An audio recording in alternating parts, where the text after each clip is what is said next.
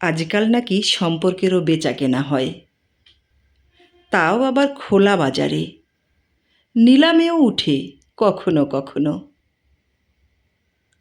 অনেক দিন একাই আছি, ভাবছি এবার একটা সম্পর্ক কিনব। তাই সম্পর্ক কেনার আগে ইচ্ছে হলো একবার বিশ্বাসকে জিজ্ঞেস করি। বিশ্বাস ভাই, একটা সম্পর্ক গড়তে চাই, বলুন তো কেমন দাম হলে বিশ্বস্তটা পাবো?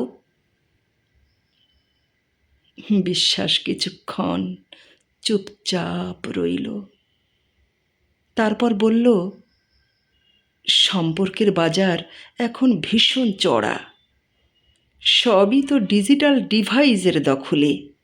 আপনার কোনটি চাই বলুন তো? বললাম, একজন নিঃস্বার্থ বন্ধু।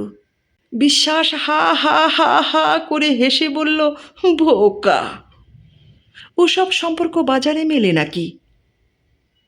যে সম্পর্ক বিপদে হাত ধরত, দুঃখে পাশে থাকত, তারা এখন কেউ বেঁচে নেই গো। পৃথিবীর সবচেয়ে দামি সম্পর্কগুলো কখনো টাকায় বেচা কেনা হয়নি। সত্যিকারের সম্পর্ক নিঃস্বার্থ হয়। বিশ্বাসের কথা শুনে চুপচাপ ফিরে এলাম।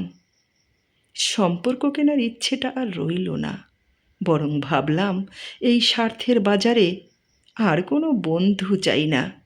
নিজেই নিজের জন্য বিশ্বস্ত হয়ে উঠি, সেটাই হয়তো সবচেয়ে বড় প্রাপ্তি হবে।